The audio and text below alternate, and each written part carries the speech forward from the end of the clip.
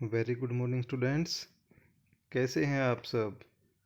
उम्मीद है सभी अच्छे होंगे, अपनी पढ़ाई को निरंतर जारी रख रहे होंगे। आज का हमारा टॉपिक ऐसा है जो आपके लिए इंटरेस्टिंग भी होगा और साथ के साथ बहुत ज़्यादा इम्पोर्टेंट भी होगा। इसका नाम है टेंस। जैसा कि इसके नाम से प्रतीत होता है, वैसे टेंशन लेनी नहीं है, पढ़ाई को जारी रखना है और बिना टेंशन के जारी रखना है। देखिए, टेंस ग्रामर के बाकी टॉपिक्स के लिए एक बेस तैयार करता है, एक आधार तैयार करता है। इसलिए जब तक आप टेंस को अच्छे से नहीं सीखेंगे, आप ग्रामर के बाकी टॉपिक जैसे नरेशन है, वॉइस हैं, उनको आप सोल्व नहीं कर पाएंगे। इसलिए टेंस को सीखना, उसके फॉर्मूलों को सीखना और पहचानना सबसे ज़्यादा इम्पोर्टेंट होता है। टेंस के फॉर्मूले पर पहुंचने से पहले हम उसके कुछ आधार और उसकी पहचान सीखेंगे। टेंस की संख्या कितनी होती है, उनको पहचानते कैसे हैं, ये जानना हमारे लिए ज़रूरी है। तो चलते हैं अपने टॉपिक की ओर। टेंस, इसका हिंदी में मतलब होता है समय या काल। अब देखिए, इस टेंस के टाइप कितने होते हैं। टेंस होता है 3 टाइप का। जो पहले बीत चुका यानी कि भूतकाल, इंग्लिश में बोलेंगे पास्ट टेंस। जो आजकल चल रहा है यानी कि प्रेजेंट टेंस, वर्तमान काल।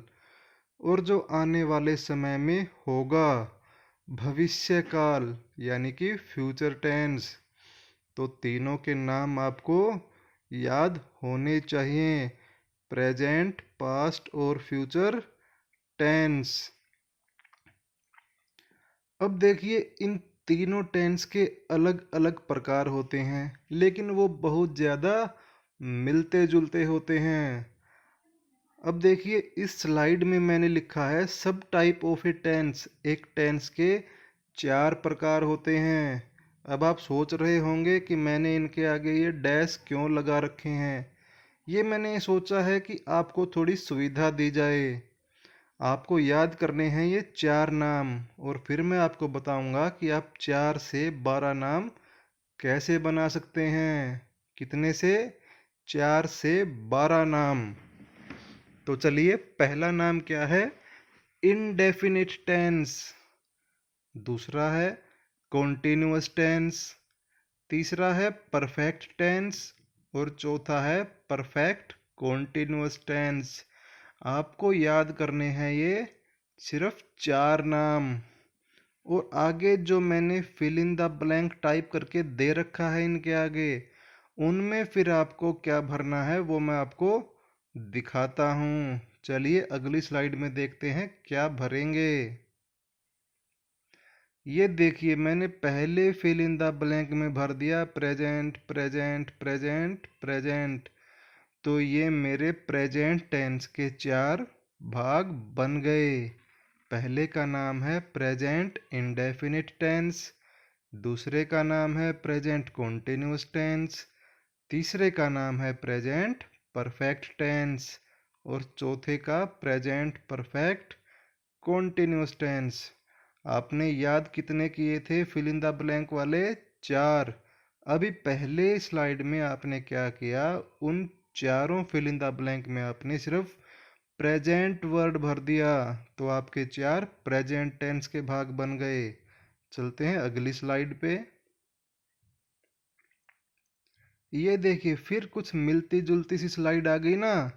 वही वर्ड लिखे हैं, indefinite tense, continuous tense, perfect tense और परफेक्ट कॉन्टिन्यूअस टेंस। लेकिन बदलाव क्या आ गया, चेंज क्या आया? आपने जो फिल इन द ब्लैंक था, उस फिल इन द ब्लैंक में प्रेजेंट की जगह अब पास्ट भर दिया। तो है ना कमाल की चीज, आपके नाम रहे वही 4। पास्ट भरने से क्या हो गया, ये 4 भाग बन गए पास्ट टेंस के। बाकी नाम रहे सेम, सिर्फ क्या चेंज हुआ, फिल इन द ब्लैंक में आने वाला वर्ड चेंज हुआ। तो देखिए, देखते हैं पास्ट टेंस के 4 भाग कौन कौन से हैं। पहला है पास्ट इंडेफिनिट टेंस। सेकंड है पास्ट कॉन्टिन्यूअस टेंस, तीसरा है पास्ट परफेक्ट टेंस और चौथा है पास्ट परफेक्ट कॉन्टिन्यूअस टेंस। चलिए चलते हैं अगली स्लाइड के ऊपर।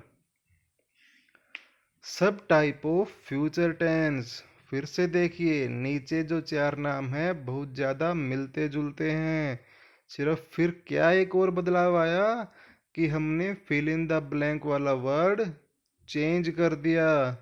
पहले भरा हमने उसमें प्रेजेंट, फिर भरा हमने उसमें पास्ट और अब हमने उसी फिल इन द ब्लैंक में भर दिया फ्यूचर। देखिए एक एक शब्द चेंज किया और हमारे 12 टेंस के नाम कंप्लीट हो गए। पढ़ लेते हैं एक बार इनको भी। फ्यूचर इंडेफिनिट टेंस, सेकंड है फ्यूचर कॉन्टिन्यूअस टेंस, थर्ड है फ्यूचर परफेक्ट टेंस और चौथा है फ्यूचर परफेक्ट कॉन्टिन्यूअस टेंस। अब इनमें आपके लिए इम्पोर्टेंट क्या है, आप वर्ड को बोलने के लहजे पे ध्यान दीजिए। कैसी आपकी वॉइस टोन है उसको समझिए। एक बार फिर देख लेते हैं। अगर हम फिल इन द ब्लैंक रखें तो हमने क्या पढ़ा था, इंडेफिनिट टेंस, सेकंड पढ़ा था कॉन्टिन्यूअस टेंस, तीसरा पढ़ा परफेक्ट टेंस और चौथा पढ़ा परफेक्ट कॉन्टिन्यूअस टेंस।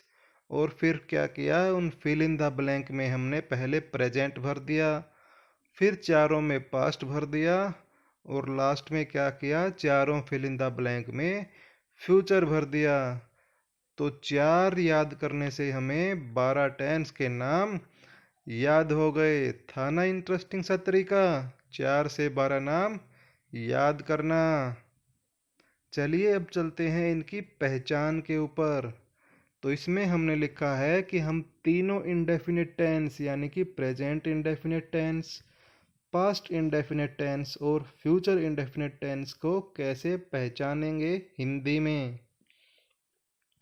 जब हम किसी सेंटेंस की हिंदी करेंगे और अगर वो इंडेफिनिट टेंस में है तो उस वर्ड के, उस सेंटेंस के लास्ट में ये वर्ड आएंगे।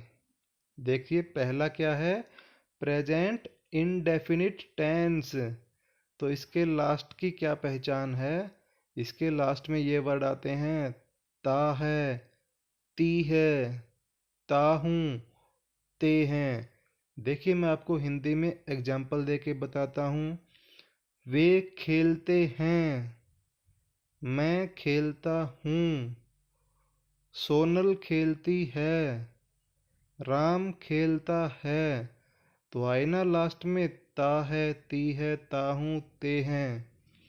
देखते हैं पास्ट इंडेफिनिट टेंस यानी कि जो हो चुका, बीत चुका समय, इसके लास्ट में आता है ता था, ती थी, ते थे। राम खेलता था, राम खेलता था। आया ना लास्ट में ता और था। और एग्जाम्पल देखिए, सीमा खेलती थी, राम और श्याम खेलते थे। तो ये थी इसकी पहचान। देखिए फ्यूचर इंडेफिनिट टेंस, जो भविष्य में काम होगा, होगा यानी कि गा, गे, गी। कल सुबह वह खेल रहा होगा, कल शाम को वे गाना गा रहे होंगे, वह खाना खा रही होगी, यानी कि जो काम आगे होगा। चलते हैं अगली स्लाइड के ऊपर। इसमें दिया है कॉन्टिन्यूस टेंस को हम कैसे पहचानेंगे। जब हम वाक्य की हिंदी करेंगे तो उसके अंत में ये वर्ड आ रहे होंगे। देखते हैं प्रेजेंट कॉन्टिन्यूस टेंस। इसकी पहचान है रहा है, रही है, रहा हूँ, रहे हैं। मैं खाना खा रहा हूँ, वे टीवी देख रहे हैं, वह पढ़ रहा है, वह लिख रही है। तो लास्ट में क्या सब वर्ड आ रहे हैं? रहा है, रही है, रहा हूँ, रहे हैं। देखते हैं नेक्स्ट पे, पास्ट कॉन्टिन्यूअस टेंस। इसको हम कैसे पहचानेंगे? जब कोई काम भूतकाल में हो रहा था। एग्जाम्पल देखिए इसके, वह नाच रहे थे, वे खाना बना रहे थे, वह हंस रहा था, वह हंस रहा था, वह खेल रही थी। तो लास्ट में क्या वर्ड आ रहे हैं? रहा था, रहे थे और रही थी। जब आप हिंदी बनाएंगे और ये वर्ड लास्ट में आएंगे तो उससे आपको पहचान करनी है। देखते हैं फ्यूचर कॉन्टिन्यूअस टेंस को। जब भविष्य में कोई काम हो रहा होगा, हम वीडियो देख रहे होंगे, हम स्कूल जा रहे होंगे, मैं गाड़ी चला रहा होऊंगा, यानी कि रहा होगा, रही होगी और रहे होंगे। ये हैं हमारे कॉन्टिन्यूअस टेंस की पहचान फ्यूचर टेंस में। अब देखते हैं परफेक्ट टेंस को पहचानना। प्रेजेंट परफेक्ट टेंस, इसमें हम दिखाते हैं कि कोई काम हो चुका है। जैसे कि वह घर पर पहुंच चुका है, वह स्टेशन पर पहुंच चुका है, वह गाड़ी में बैठ चुका है,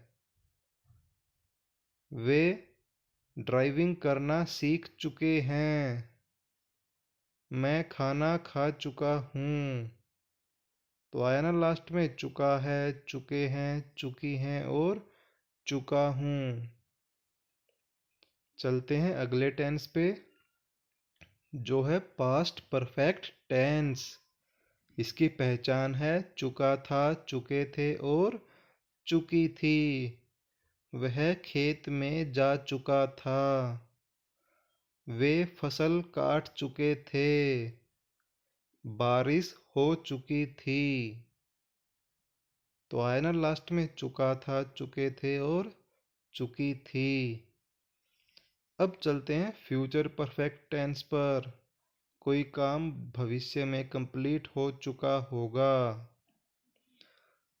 मैं कल इस समय तक दिल्ली पहुंच चुका होऊंगा। कल हम इस समय तक फ्लाइट में बैठ चुके होंगे। कल इस समय तक मैच खत्म हो चुका होगा। तो इसकी पहचान होगी चुके होंगे, चुकी होगी, चुका होगा, यानी कि वो काम खत्म हो चुका होगा। परफेक्ट कॉन्टिन्यूअस टेंस की पहचान करना। देखते हैं प्रेजेंट परफेक्ट कॉन्टिन्यूअस टेंस। इसकी पहचान है रहा है, रही है, रहे हैं, रहा हूँ। पास्ट परफेक्ट कॉन्टिन्यूअस टेंस रहा था, रही थी, रहे थे। फ्यूचर परफेक्ट कॉन्टिन्यूअस टेंस रहा होगा, रहे होंगे, रही होंगी। देखिए ये बिल्कुल वही पहचान है, बहुत ज़्यादा मिलती जुलती सी, जो कि हमारी कॉन्टिन्यूअस टेंस में थी। बहुत ज़्यादा मिलती जुलती हैं, लगभग लगभग सेम हैं। अब मैं आपको अंतर करना बताऊंगा कॉन्टिन्यूअस टेंस में और परफेक्ट कॉन्टिन्यूअस टेंस में। देखिए दोनों के मीनिंग, दोनों की पहचान सेम सेम सी बनेगी। दोनों के लास्ट में जो हिंदी के वर्ड आएंगे वो बिल्कुल मिलते जुलते से आएंगे। लेकिन परफेक्ट कॉन्टिन्यूअस टेंस का जो इंग्लिश का सेंटेंस होगा उसके अंत में आपको सिंस या फॉर वर्ड का प्रयोग मिलेगा, और ये दो शब्द इसकी पहचान करवाएंगे, आपकी मदद करेंगे पहचानने में कि ये परफेक्ट कॉन्टिन्यूअस टेंस है। तो इन दोनों वर्ड को अपने दिमाग में बैठा लीजिएगा। कौन से दो वर्ड? एक है सिंस और दूसरा है फॉर। अब मैं आपको इनके एक एक एग्जाम्पल देकर बताता हूँ। पहले देखते हैं प्रेजेंट परफेक्ट कॉन्टिन्यूअस टेंस। मैं यहाँ पर पिछले 5 साल से रह रहा हूँ। मैं यहाँ पर पिछले 5 साल से रह रहा हूँ। लास्ट में आया ना, रहा हूँ। इसी तरह देखते हैं पास्ट परफेक्ट कॉन्टिन्यूअस टेंस का एक एग्जाम्पल। वे 3 घंटे से टीवी देख रहे थे। लास्ट में क्या आया? रहे थे। अब देखते हैं फ्यूचर परफेक्ट कॉन्टिन्यूअस टेंस का एक एग्जाम्पल। वे 3 घंटे से खेल रहे होंगे। रहे होंगे। इनमें आप एक बात नोट करना जो आपको और मिलेगी कि सिंस या फॉर के बाद, किसके बाद? सिंस या फॉर के बाद आपको किसी न किसी समय के बारे में बताया जाएगा।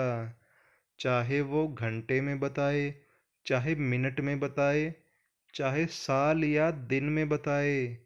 हो सकता है वो आपको महीने के रूप में भी बता दे, या फिर समय की ड्यूरेशन बताए, जैसे कि 2 घंटे, 4 घंटे, 10 मिनट, 15 मिनट, 2 साल, 5 साल, जनवरी से, फरवरी से, मार्च से, कोई कुछ भी बता सकता है।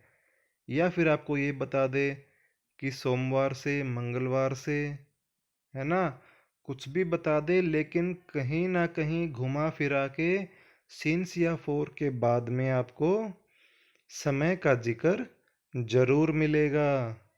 तो ये थी सारे टेंस की पहचान करना उसके सेंटेंस की हिंदी से।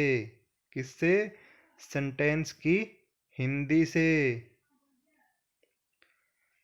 अब देखिए, ये आपके लिए एक और इम्पोर्टेंट स्लाइड है। इसमें आपको ऐसे पता चलेगा कि एक सेंटेंस बनता कैसे है। देखिए, वैसे तो एक सेंटेंस में हम प्रेपोजिशन, मॉडल्स कुछ भी लगाया जा सकता है, लेकिन एक सिंपल सा वर्ड स्ट्रक्चर बनाने के लिए जो एक सेंटेंस तैयार करेगा, उसके लिए 4 चीज़ें सबसे ज़्यादा इम्पोर्टेंट होती हैं, जो मोस्टली हर एक सेंटेंस में मौजूद होती हैं।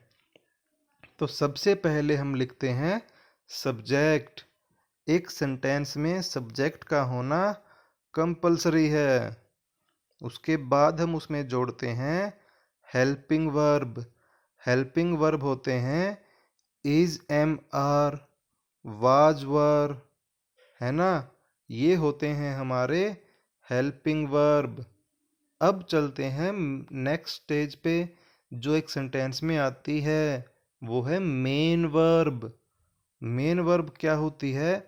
सेंटेंस में जो काम हो रहा होता है, जैसे कि खेलने का, कूदने का, हंसने का, गाने का, खाने का, पीने का, चलने का, दौड़ने का, यानी कि जो काम हो रहा है वो होती है हमारी मेन वर्ब। अब लास्ट में है ऑब्जेक्ट। देखिए, ऑब्जेक्ट का हर सेंटेंस में मौजूद होना जरूरी नहीं होता है। कई बार सेंटेंस में सिर्फ सब्जेक्ट और वर्ब होती हैं, ऑब्जेक्ट को गायब कर देते हैं, है ना। तो आपको मेन काम क्या करना है? स्ट्रक्चर को समझना है और इनके सीरीज को भी समझना है कि कौन सा पहले आ रहा है, बाद में आ रहा है। Subject plus helping verb plus main verb plus object. एक बात ध्यान रखिएगा, कहीं हेल्पिंग वर्ब और मेन वर्ब में कंफ्यूज मत हो जाना। बस एक बात ध्यान रखना, एम से बन रहा है मेन। जो मेन हो गया तो भाई काम तो वही होगा ना जो मेन हो गया। हेल्प वाला काम थोड़े ना होगा, मेन काम ही तो करना है। चलिए देखते हैं अगली स्लाइड में। ये आपके लिए सबसे ज़्यादा इम्पोर्टेंट है, टाइप्स ऑफ सेंटेंसेस। इनको समझने के बाद हम चलेंगे पहले टेंस के ऊपर। तो सेंटेंस के 3 प्रकार होते हैं। पहला है पॉजिटिव सेंटेंस, यानी कि सकारात्मक वाक्य। इसका एग्जाम्पल देखिए, राम प्लेज, राम खेलता है। देखिए राम हो गया इसमें सब्जेक्ट, प्लेज हो गई हमारी मेन वर्ब। अभी अभी मैंने आपको बताया था ना कि जरूरी नहीं है कि हर सेंटेंस में ऑब्जेक्ट हो, बिना ऑब्जेक्ट के भी सेंटेंस बन जाता है और कंप्लीट होता है। तो ये है हमारा सकारात्मक वाक्य। चलते हैं दूसरे पर, जो है नेगेटिव सेंटेंस, यानी कि नकारात्मक वाक्य। देखिए जिसके नाम में ही नकारात्मक नहीं का प्रयोग हो रहा है, तो हमें उसमें क्या अंतर करना है। हमें सकारात्मक वाक्य में नहीं जोड़ देना है। सकारात्मक वाक्य में हमें नहीं वर्ड जोड़ देना है। इंग्लिश में बोले तो नोट हमें उसमें ऐड कर देना है। जैसे कि Ram does not play, Ram नहीं खेलता है। देखिए सकारात्मक और नकारात्मक में सिर्फ अंतर को समझिए। हिंदी में हमने उसमें क्या जोड़ दिया, नहीं, और इंग्लिश में क्या जोड़ दिया, नॉट। तो बन गया ना हमारा नेगेटिव नकारात्मक वाक्य।